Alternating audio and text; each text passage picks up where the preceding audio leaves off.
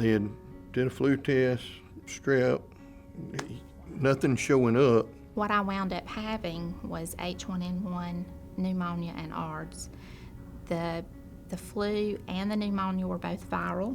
They didn't respond to medication. Her oxygen level plummeted on Tuesday of that week. They moved her to critical care, and then on Wednesday, Dr. Latimer said she can't sustain herself. I could not speak. I could not sit up in the bed. I could barely lift my hand from the bed to my stomach and it would fall back down to the bed. I was totally helpless. But the one thing that I could do was pray. At Southeast Health, our Department of Spiritual Care works to assess our patients for acute spiritual, religious, and cultural need and distress, to assist them in activating or supplementing their own spiritual and social resources, and to incorporate closely held beliefs and values into their plans and goals of care. We had in Melanie's critical care room, there was a window we went to, and that was really, we called it our prayer corner. The first time that I heard about the prayer corner was actually from one of my nurses who came in to check on me one night right after I had come out of sedation, and I was crying. And she gently said, your family, your mom, your dad, myself, some of the other staff, we have stood in this corner, and she pointed to the corner of the room. That has been their prayer corner, and they have prayed for you faithfully. Of course, the nurses in and out, and you know, when someone's on life support, and every time you hear a bell or an alarm go off, it unnerves you. Sometimes you just need to step away and regroup and get your thoughts together and give it to the Lord and say, okay, here we are.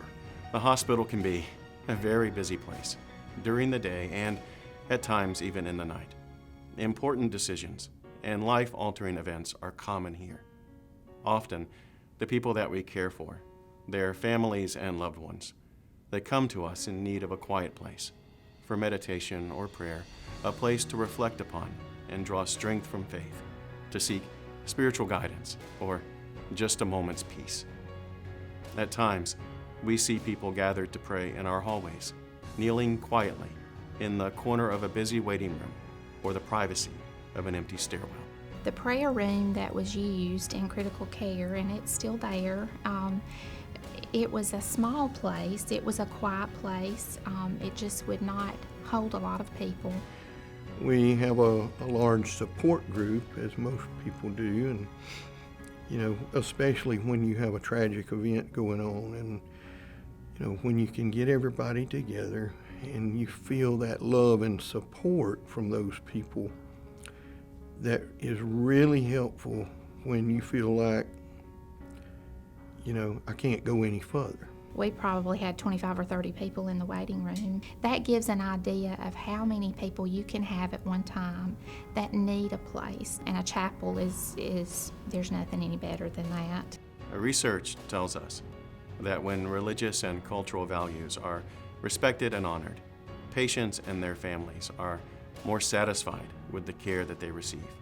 They are better equipped to handle the emotional ups and downs of their medical gains and losses.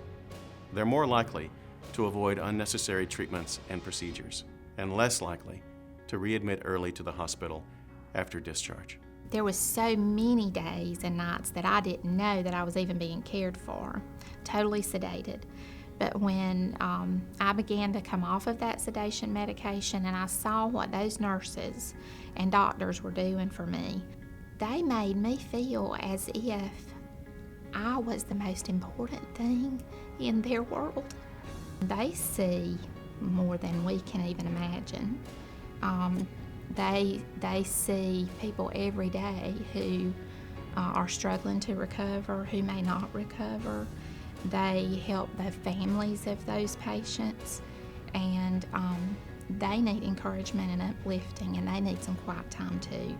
So I think a chapel in the hospital where they could have access to that and just take a minute is very important too, not just for the patients and their families, but for the staff as well. The Southeast Health Meditation and Prayer Room is intended to meet that need. to offer our patients, their families and community members, and our caregivers a safe, quiet, sacred space available to everyone and dedicated to the healing power of a moment's peace. I would encourage them to see the importance of it, even though you may not realize it this moment. You could possibly yourself or your family be put in that situation, and then at that time it's a lot easier to see than it is when you're not going through something. Southeast Health continues to march forward, and with all the great things that they are doing, I just have to encourage everyone to try to see the importance and value into that investment. It's an investment in others' lives.